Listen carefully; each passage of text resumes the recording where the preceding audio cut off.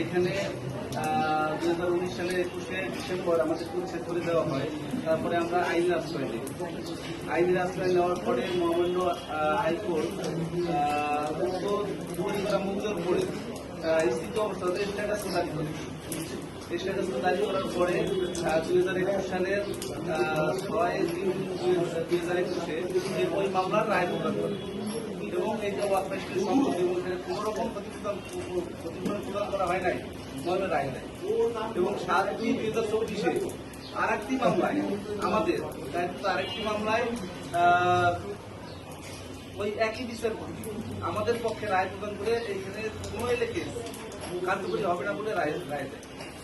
হ্যাঁ, তৎপরবর্তীতে আমাদের যে মুদানি সাহেব আছেন জনাব জামাল সাহেব মহামান্য সুপ্রিম কোর্টের দ্বারস্থ হইয়া একটি civil petition for leave to appeal দায়ের করেন, যেটার নাম্বার হচ্ছে 1521/2021, যেটার উপরে মানে বলে দিচ্ছে যে চূড়ান্ত মানে শুনানি বা রায় না হওয়া পর্যন্ত এই তৈরি করা জমির উপরে স্ট্যাটাস বহাল থাকবে। তারপরেও তাদেরকে নোটিশ প্রদান করা হয়েছে জাতীয় বিধান কর্তৃপক্ষ সহ অন্যান্য যত কর্তৃপক্ষ আছে সবাইকে। হ্যাঁ, এর ভিতরে রাজুক আছে, তারপরে ভূমি মন্ত্রণালয় আছে, পূর্ত মন্ত্রণালয় আছে, তার সচিব, মানে সবাইকে। এর মতো অবস্থায় তারা এই আইন অমান্য করে এই জায়গা প্রায় 42টার উপরে বিল্ডিং করে ফেলেছে। অনেকের দলিল নাই কিন্তু বিল্ডিং করে ফেলছে। আপনাদের যে জামিন হয়েছে এটা ডকুমেন্ট আছে?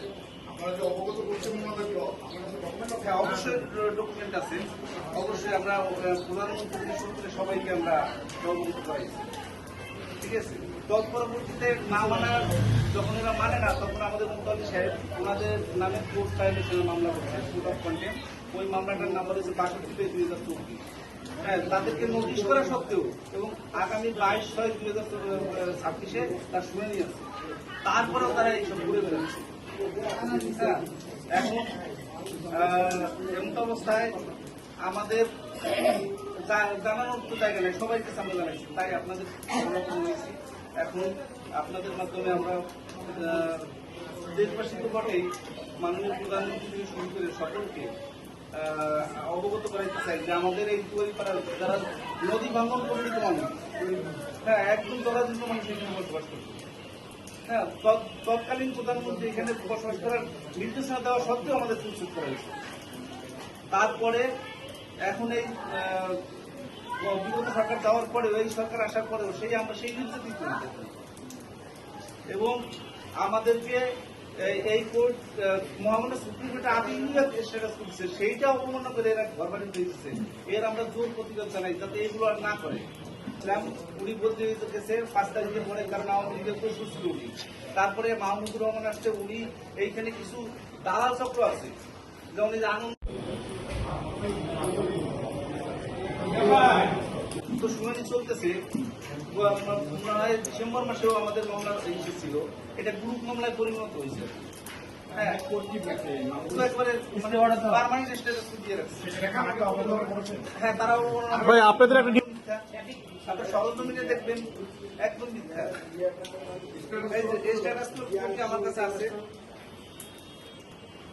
এই বিষয়টা পুলিশকে অবগত করেছেন কি? হ্যাঁ, পুলিশকে আমরা অবগত করাইছি, এমনকি পুলিশ কমিশনার, এমনকি পুলিশ কমিশনার সবাইকে আমরা অবগত করাইছি। তারা বলছে যে ওসি ওসি আছে মোহাম্মদ হোসেন, উনি বলছে এখানে কোনো কাজ করতে পারে না। হ্যাঁ, উনিও ওনার যে অপারেশন আছে উনি এখানে এসেও মানে বলছে, কিন্তু তারপরেও তারা